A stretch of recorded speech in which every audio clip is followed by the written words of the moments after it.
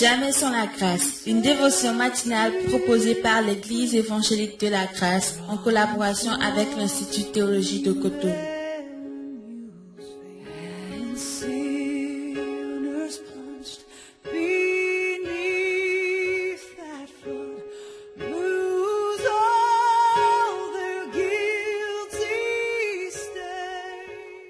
Bonjour chers amis, chers internautes, nouvelle journée, nouvelle provision, bienvenue dans cette dernière dévotion de cette merveilleuse semaine où nous avons intitulé le thème, c'est cependant. C'était la semaine de cependant, d'accord? Donc confessez tout ce que vous voulez de négatif sur vous, mais cependant l'Éternel désire vous faire grâce. Cependant l'Éternel désire vous faire grâce. Et ce matin, j'aimerais terminer la dévotion en parlant d'un personnage qui s'appelle Méphibosheth.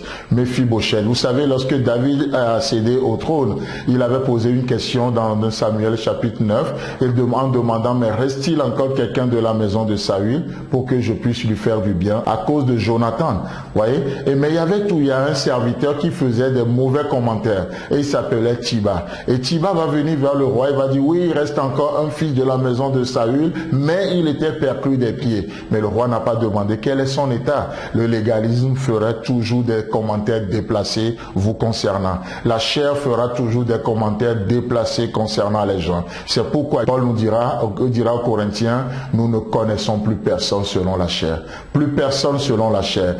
Les commentaires de la chair ne nous intéressent pas. Il dira aux Corinthiens, je ne veux rien savoir au milieu de vous que Christ et Christ crucifié. Donc, Méphibosheth sera amené devant le roi et le roi va donner des faveurs à Méphibosheth. Mais vous savez quoi? Il va avoir encore une révolte contre le roi et les gens vont fuir. Et Méphibosheth va apprendre la nouvelle aussi. Et Tiba, ce serviteur méchant, lui dira de fuir plutôt. De fuir, de ne pas aller avec le roi. Et comme il était perclus, Tiba va l'entraîner. Tiba va l'entraîner dans l'erreur. Et qu'est-ce qui se passe? Tiba pensant que David va mourir, David ne mourra pas. Il reviendra aux affaires. Vous savez, nous avons un Dieu éternel. Il a toujours le dernier mot. Il vit d'éternité en éternité. Il a toujours le dernier mot. C'est pourquoi Job dit, mon Rédempteur est vivant. Il se lèvera le dernier. Comme un boss, lorsqu'il parle, personne ne parle. Et David aura le dernier mot. Il va parler. Et donc, lorsqu'il reviendra, il va commencer par sanctionner les gens.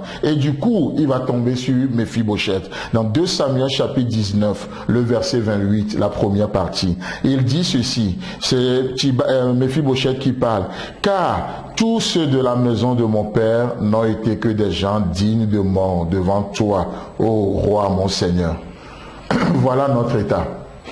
Comme Méphibosheth, tous ceux de la maison de mon père n'ont été que des gens dignes de mort devant toi, le roi mon Seigneur. Tout ce que l'homme mérite, c'est juste la mort. Le salaire du péché, c'est la mort. Le salaire du péché, c'est la mort. Voilà ce que nous méritons. Mais laissez-moi vous dire que si le salaire du péché, c'est la mort, et c'est notre qu'est-ce qui se passe dans notre pendant? Dans notre pendant, le pendant de Dieu, dans l'équilibre de Dieu, dans la valeur de Dieu, dans la grâce de Dieu. Le salaire du péché, c'est la mort, mais le don gratuit de Dieu, c'est la vie éternelle en Jésus-Christ. Donc, Méphibosheth confesse, oui, je ne suis digne que de la mort. Mais laissez-moi vous dire la partie B.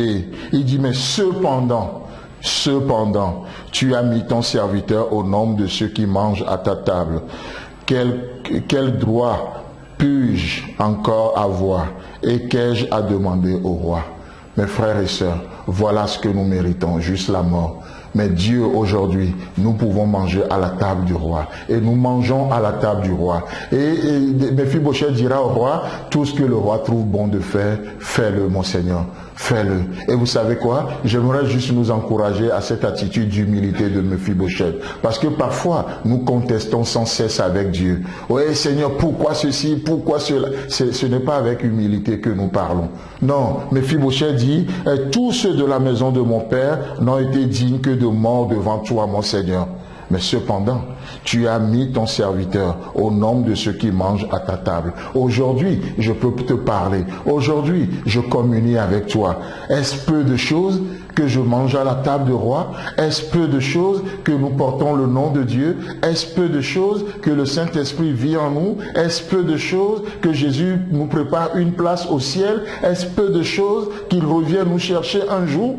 Et dit, mais quel droit puis-je encore avoir? Et qu'ai-je à demander au roi? Alors une seule chose qu'on a dit au roi ce matin, c'est juste de dire, Seigneur, merci. Fais ce que tu veux de ma vie. Seigneur, je m'abandonne en tes mains. Que toute la gloire te soit donnée à celui qui est capable, à celui qui fait infiniment au-delà de tout. À lui la gloire, à lui l'honneur pour le siècle des siècles.